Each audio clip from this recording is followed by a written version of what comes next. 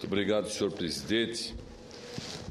Senador Paulo Paim, é um prazer poder comparecer à tribuna no momento em que Vossa Excelência preside esta sessão. Há muito tempo eu aguardo a oportunidade para fazer o pronunciamento que ora inicio e que é mais um relatório do que propriamente um discurso, já que se refere à realização de uma viagem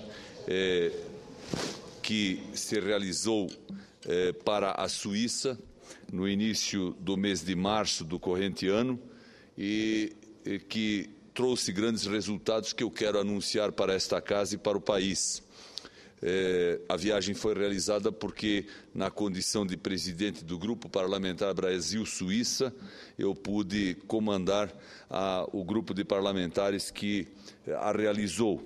E, naturalmente, que em outras oportunidades não me foi possível apresentar este pronunciamento, este relato, porque outras prioridades, outros assuntos de grande importância tomaram conta da pauta dos trabalhos desta casa e, nos últimos tempos, como todos sabemos, as manifestações que ocorreram em todo o Brasil exigiram que o Senado e o Congresso se dedicassem a questões muito importantes, como de fato se dedicou, e por isso mesmo só hoje é que compareço a esta tribuna para fazer o relato.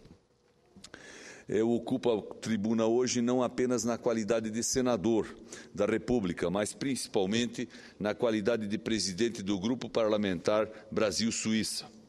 Meu intuito é tratar das questões que envolvem os dois países e chamar a atenção para a importância de enxergarmos a Suíça como parceira estratégica e prioritária do quadro de nossas relações internacionais.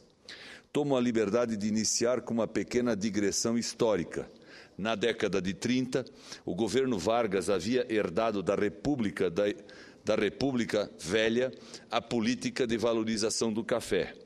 Para manter a estabilidade da economia, o governo comprava o excedente da produção de café e o queimava, pois não era possível manter estoques tão altos. Uma empresa suíça, já instalada na época em nosso país, a Nestlé, foi chamada a apresentar uma solução.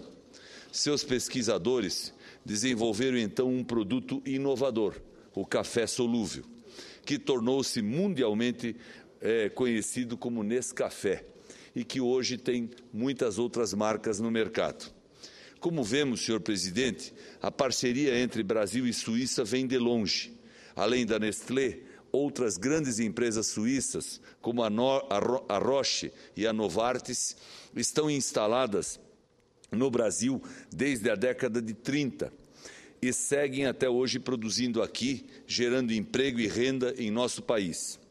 E foi justamente para reforçar os laços econômicos, culturais, diplomáticos e políticos entre os dois países que, em 2003, o Grupo Parlamentar Brasil-Suíça foi criado. Os membros fundadores do grupo, limitados a 30, foram convidados observando-se critérios de distribuição geográfica pelos estados brasileiros e de pluralidade partidária. Tive a honra de ter sido o primeiro presidente do grupo, ainda como deputado federal. De 2007 a 2010, o grupo foi presidido pelo deputado Lobe Neto e, em 2011, estimulado por diversos parlamentares fundadores, reassumi a presidência do Grupo Parlamentar Brasil-Suíça, já no exercício do mandato de senador. Desde então, viemos desenvolvendo numerosas atividades e eventos em colaboração com a Embaixada Suíça, com a Câmara de Comércio Suíça Brasileira, a Swisscam Brasil, presidida pelo senhor Emanuel Baltes, e com empresas desse país em atividade no Brasil. No fim de 2012, por intermédio do embaixador da Suíça no Brasil, senhor William Mayer, recebemos o convite oficial do governo e do parlamento suíços para uma visita ao país. Autorizada por Sua Excelência o presidente do o presidente do Senado Federal e por Sua Excelência o presidente da Câmara dos Deputados, uma delegação representativa do Grupo Parlamentar Brasil-Suíça visitou a nação helvética no período de 4 a 8 de março do corrente ano. O relatório da viagem, que cumpre-me fazer nesse momento, traça um fidedigno panorama do quadro atual das relações políticas, comerciais, industriais e científicas entre os dois países, além de trazer novas informações sobre a gestão legislativa, administrativa, educacional e de prevenção de catástrofes em prática na Suíça, de cujo exemplo podemos muito nos beneficiar. Participaram da viagem os deputados federais Alex Canzian, do PTB do Paraná, Átila Lins, do PMDB do Amazonas, Augusto de Carvalho, do PPS do Distrito Federal, Eduardo Azeredo, do PSDB de Minas Gerais, Mendonça Filho, do Democratas de Pernambuco, Nelson Pellegrino, do PT da Bahia, além de minha pessoa, representando o PSDB de Santa Catarina. A delegação cumpriu extensa programação, estabelecida em conjunto com a Embaixada da Suíça no Brasil, com o governo suíço, com o Parlamento suíço e com a Swisscam. A primeira visita foi ao Centro de Pesquisas da Nestlé, em Lausanne. O objetivo era conhecer experiências que pudessem enriquecer o debate brasileiro sobre educação, pesquisa e desenvolvimento. Fomos recebidos pelo brasileiro Alexandre Costa, vice-presidente e gerente de operações, e por altos executivos da área de pesquisas. O Centro de Pesquisas da Nestlé conta com mais de 350 cientistas, trabalhando com foco em nutrição, saúde, tecnologia de alimentos, segurança e qualidade. Apenas em 2012, esses cientistas apresentaram mais de 200 trabalhos científicos e mais de 90 pedidos de patentes. Tais pesquisas, muitas vezes, se baseiam em estudos da Organização Mundial da Saúde, indicando as necessidades de nutrientes e os desafios da saúde pública de cada parte do mundo. Fomos informados de que, além do centro em Lausanne, a Nestlé conta com unidades de pesquisa também em Pequim, Tóquio, São Luís e Santiago do Chile. Diante disso, e com a presença de espírito que lhe é peculiar, o deputado Eduardo Azeredo questionou sobre a possibilidade de implantação de um centro similar no Brasil, dada a importância de nosso mercado para a empresa. Os representantes da Nestlé irão estudar essa possibilidade que, segundo eles, depende de negociações políticas e avaliação das perspectivas de parceria com universidades brasileiras. O Grupo Parlamentar Brasil-Suíça se apresentou como instrumento e fórum para dar continuidade ao desenvolvimento dessa ideia.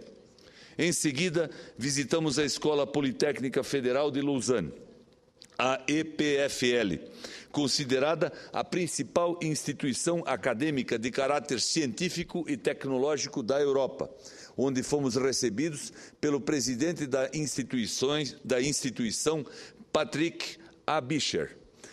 A comunidade da EPFL congrega cerca de 400 docentes, 3.000 funcionários e 10.000 estudantes, sendo que metade deles são estrangeiros, de 120 diferentes nacionalidades.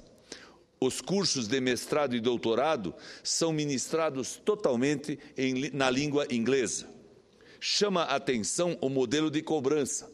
A EPFL recebe verbas do Estado e de empresas parceiras, mas também cobra anuidades dos alunos a preços módicos. Para se ter uma noção, a anuidade na EPFL é cerca de 30 vezes inferior à de Massachusetts Institute of Technology, MIT, dos Estados Unidos. Esse é um modelo que o Brasil deve analisar com atenção. A EPFL hoje conta com 28 alunos brasileiros, considerados excelentes estudantes por seus professores. Segundo o presidente, esse número deve aumentar ainda mais com a expansão do programa brasileiro Ciências Sem Fronteiras, muito elogiado por especialistas e autoridades suíças. Outra ligação entre nosso país e a EPFL se dá por meio do famoso neurocientista brasileiro Miguel Nicoleles, que é professor adjunto da Escola Suíça.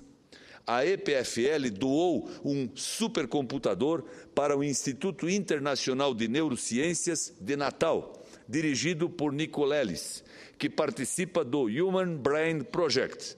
O deputado Alex Canzian também propôs um intercâmbio entre a Universidade Tecnológica Federal do Paraná e a Escola Politécnica Federal de Lausanne. O presidente, A.E. Bischer, foi muito receptivo à ideia. Outra visita que reputo como interessante, realizada no segundo dia da missão, foi a que fizemos a uma das mais famosas e exclusivas fábricas de relógio do mundo, a Jaeger-LeCoultre. Fomos recebidos pelo brasileiro Eduardo McLean, coordenador de treinamento da empresa, que nos apresentou o processo de construção de relógios em todas as suas etapas. A Jaeger-LeCoultre é líder em inovação no setor, com mais de 1.200 patentes registradas desde a sua fundação no século XIX. Essa empresa, senhor presidente, é um dos destaques do Vale de Jô, região onde a indústria relojoeira suíça tem grande expressão. E a mão de obra é de altíssima especialização, fruto de uma tradição que se iniciou nos tempos da atividade agrícola, ocupando a mão de obra local nos períodos em que o lugar encontrava-se completamente tomado pela neve. A indústria relojoeira suíça é um belo exemplo de como o investimento em educação e tecnologia pode consolidar a liderança econômica de um país em determinado setor. À noite, a delegação foi recebida pelo embaixador Igor Kipman para um jantar na residência oficial da Embaixada Brasileira em Berna. Abro parênteses para agradecer ao embaixador Kipman, não apenas pelo jantar, mas por todo o apoio prestado na preparação e na execução da missão.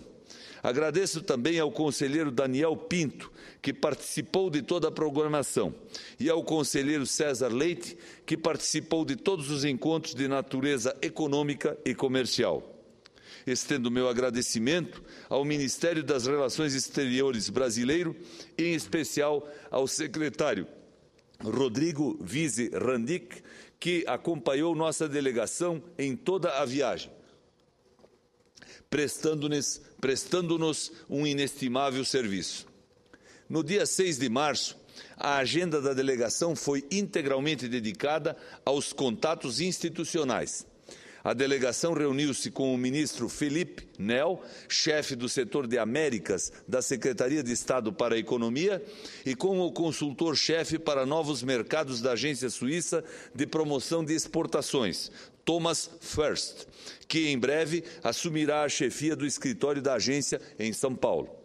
O ministro traçou um cenário auspicioso para as relações econômico-comerciais entre os dois países, ressaltando o crescimento do comércio bilateral e reafirmando o interesse da Suíça em aumentar os investimentos no Brasil e consolidar a parceria estratégica em nosso país.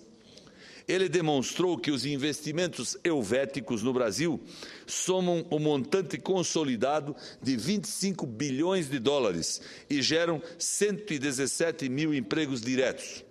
No entanto, o ministro identificou 3 gargalos para o relacionamento econômico bilateral.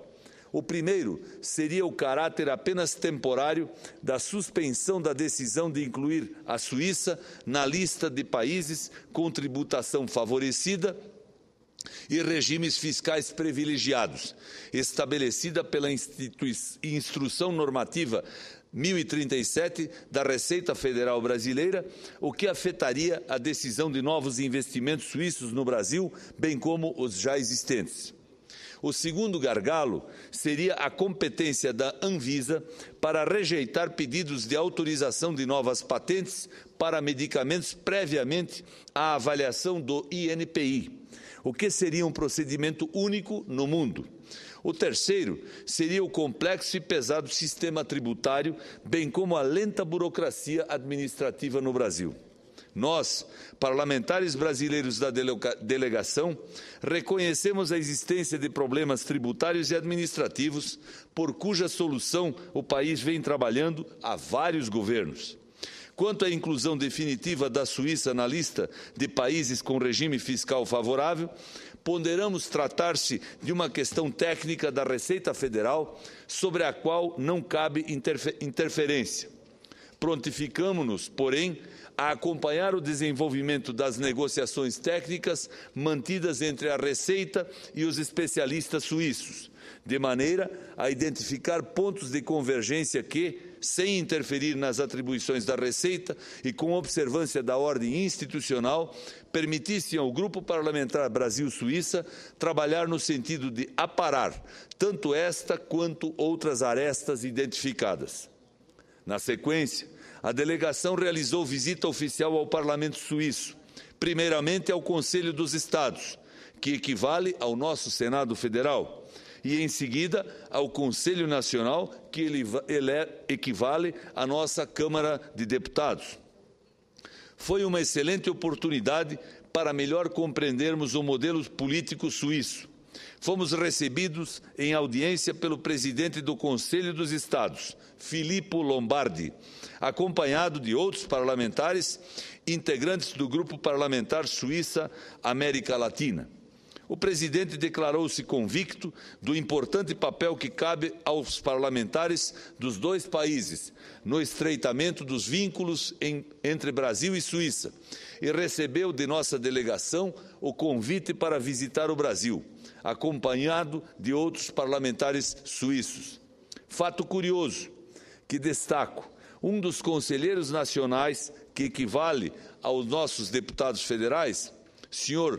Thomas Miller, também prefeito de Rorschach, demonstrou grande alegria ao encontrar nossa delegação, visto que é casado com a senhora Maureen Gellert, cidadã catarinense do município de Benedito Novo, filha do ex-prefeito William Gellert.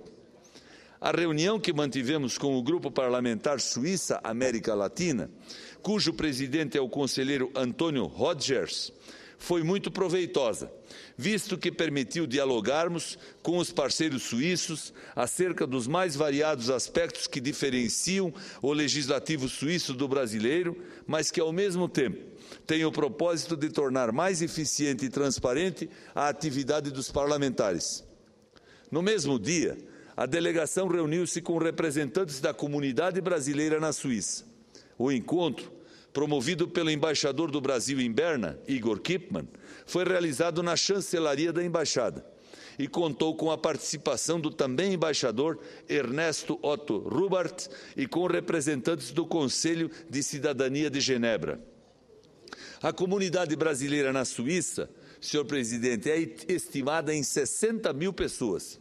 Os conselhos de cidadania têm representantes eleitos por brasileiros moradores de cada região.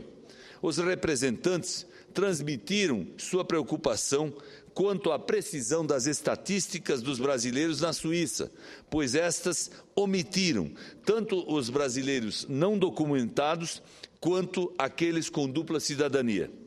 Outra preocupação dos brasileiros na Suíça é a escassez de oferta de ensino da língua portuguesa e de História, Geografia e Cultura do Brasil.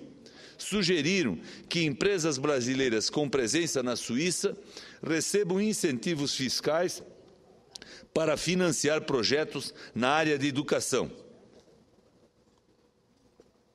Os representantes sugerem também medidas que facilitem o regresso e a reintegração ao Brasil, como a criação de mecanismos para pagamento de contribuição ao INSS e para o financiamento de casa própria pela Caixa Econômica Federal.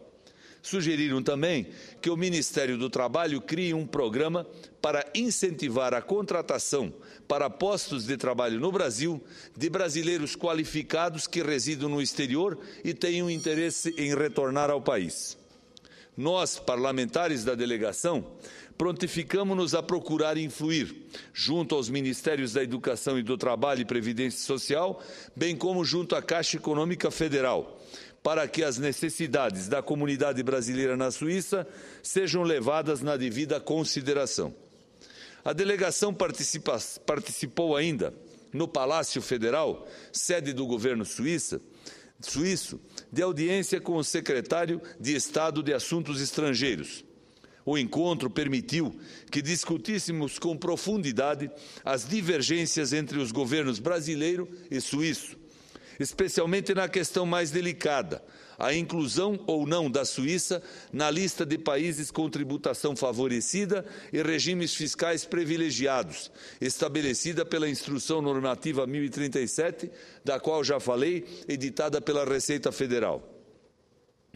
A Suíça foi originalmente incluída nesta lista, sobrevindo, em seguida, um ato da Receita suspendendo temporariamente essa inclusão. O secretário suíço reafirmou o desejo de que a exclusão seja definitiva e afirmou esperar que o assunto seja tratado com percepção mais abrangente do que se poderia esperar de avaliação meramente técnica. Como presidente do Grupo Parlamentar Brasil-Suíça, recomendei às autoridades presentes que oferecessem à Receita Federal Brasileira e ao Ministério da Fazenda maiores e mais apuradas informações acerca da realidade tributária suíça, pois as informações disponíveis no Brasil são insuficientes para que nossas autoridades fiscais e monetárias tomem decisão que contemple os interesses do governo suíço. O quarto dia da missão foi dedicado à gigantesca indústria farmacêutica suíça. A primeira parada foi na Novartis, onde fomos recebidos pelo presidente da empresa na Suíça, Pascal Breneisen, acompanhado da brasileira Paula de Jesus, diretora de regulamentação. A Novartis, que hoje disputa a primeira colocação no setor farmacêutico internacional, é outro grande exemplo de sucesso por meio do investimento em pesquisa e desenvolvimento. A sede da empresa, na Basileia, é chamada de campus e grande parte dos 7.000 empregados no local dedicam-se à pesquisa científica. Além disso, a empresa tem diversos centros de pesquisa avançada na própria Suíça e em outros 5 países. De 1997 a 2012, a empresa investiu 84 bilhões de dólares apenas em pesquisa e desenvolvimento. No Brasil, a Novartis tem cerca de 4.000 empregados, distribuídos por 3 fábricas, em São Paulo, no Rio de Janeiro e no Paraná. Uma 4ª fábrica já está em construção em Pernambuco, com inauguração prevista já para 2014. Ela será dedicada à produção de vacinas de biotecnologia extremamente avançadas. Na ocasião da visita, tivemos a oportunidade de conhecer as impressionantes instalações de uma fábrica de compostos biotecnológicos similar à que está sendo construída no Brasil. Segundo o presidente, o mercado brasileiro é estratégico para a Novartis, a despeito da elevada tributação que ele afirma ser a mais alta paga pela empresa em todo o mundo. No entanto, a principal preocupação da Novartis quanto ao Brasil refere-se à já mencionada questão da anuência prévia da Anvisa para a concessão de patentes a medicamentos pelo INPI. Segundo o presidente, trata-se de caso único no mundo, em que uma patente de medicamentos é avaliada por 2 órgãos distintos, o que gera insegurança jurídica e atrasos. Em nome do grupo, reconheci a existência do problema, atribuindo os atrasos à insuficiência de pessoal na Anvisa. Ponderei que, como o governo brasileiro vem dando mais atenção à questão da eficiência das agências reguladoras, esse problema deve ser mitigado em breve. Quanto à suposta sobreposição de atribuições entre Anvisa e INPI, esclareci que a Anvisa orienta sua atuação apenas no sentido de impedir a produção e comercialização de produtos que possam oferecer risco à saúde da população, e que a análise de critérios tradicionais de patenteamento segue sob a alçada exclusiva do INPI. Em poucos, concluo, senhor presidente. O deputado Azeredo aduziu uma ideia interessante. Irá analisar a possibilidade de apresentar à Anvisa proposta de fast track para a rápida avaliação de medicamentos com maior impacto potencial para a saúde da população. Concluída a visita a Novartis, a delegação foi conhecer a sede de outra gigante da indústria farmacêutica mundial, a Roche, também na Basileia. A Roche tem 3 unidades operacionais no Brasil: a sede administrativa em São Paulo, a fábrica no Rio de Janeiro e o centro de distribuição em Goiás. Ao todo, são mais de 1.200 funcionários só no Brasil. Os executivos da Roche externaram as mesmas preocupações em relação à questão da Anvisa e transmitimos a eles as ponderações já mencionadas.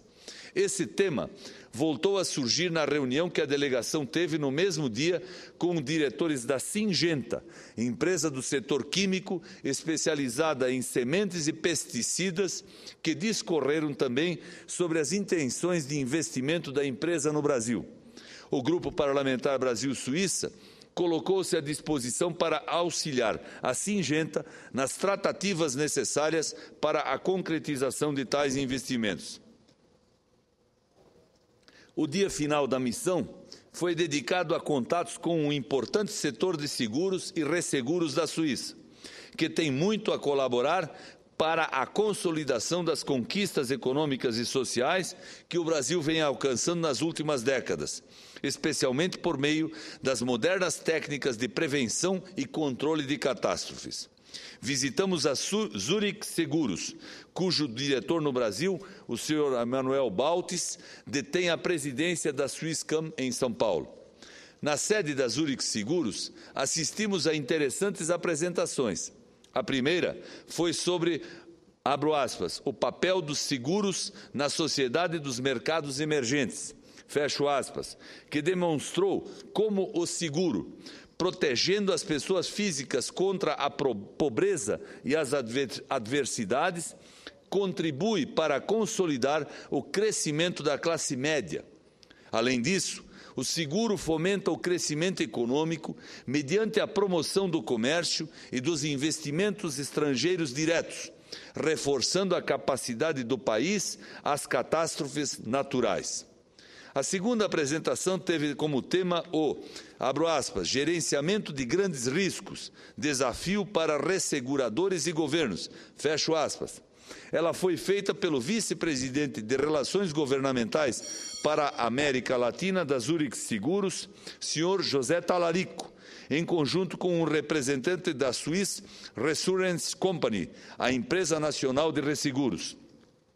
Foi destacado o papel das seguradoras e resseguradoras nas diversas catástrofes mundiais dos anos recentes e defendido que as resseguradoras têm um papel mais proativo, colaborando com os governos na modelagem de catástrofes naturais e na identificação de riscos potenciais e iminentes, minimizando o impacto para o setor público. Citou-se como exemplo um bem-sucedido plano de seguro agrícola realizado no Quênia. Atingidos por enxurradas e secas em 2008 e 2010, os fazendeiros quenianos tiveram seus prejuízos integralmente cobertos por seguro, não tendo havido necessidade de qualquer subsídio governamental. As empresas colocaram-se prontas a colaborar com as autoridades federais brasileiras e também as estaduais na elaboração de estratégia de minimização de riscos. Por outro lado, manifestar a expectativa de uma maior abertura para empresas estrangeiras no mercado brasileiro de resseguros. A delegação ainda encontrou tempo para prestar uma visita de cortesia ao secretário-geral da FIFA, Jerome Valk, na sede da Federação Internacional de Futebol, em Zurique. O secretário manifestou sua preocupação quanto aos preparativos para a Copa de 2014, no que foi redarguido por vários dos parlamentares da delegação que garantiram estar o governo federal, tomando todas as medidas para garantir a conclusão dos preparativos em tempo hábil. Este, senhor presidente, senhoras e senhores senadores, é o relato da viagem e da missão do Grupo Parlamentar Brasil-Suíça. Estou certo de que essa empreitada colaborou para estreitar ainda mais os laços que unem nossos países. As poucas divergências são naturais e solucionáveis. As convergências, por seu turno, são numerosas, denotando um imenso potencial de crescimento para nossas relações econômicas, culturais, científicas e educacionais. A Suíça é um país que atingiu o estado do bem-estar social que tanto almejamos e que estamos cada vez mais perto de conquistar. Uma parceria cada vez mais forte, mais efetiva, de mais confiança mútua com a Suíça trará grandes benefícios para a nossa caminhada. Estou certo, senhor presidente, que o presente pronunciamento que encerro servirá para que outros grupos parlamentares, outras delegações brasileiras que visitem países amigos mundo afora possam demonstrar o quanto é importante para o Brasil, para o Congresso, para o Senado, manter contatos, buscar compreender as dificuldades e, acima de tudo, descobrir e identificar caminhos que levem nosso país a um desenvolvimento ainda maior e a uma convivência harmoniosa, tanto do ponto de vista econômico, quanto social e também político, com todas as nações do mundo. Muito obrigado. Esse foi o senador Paulo Bauer. De imediato, passamos a palavra à senadora Alice da Mata.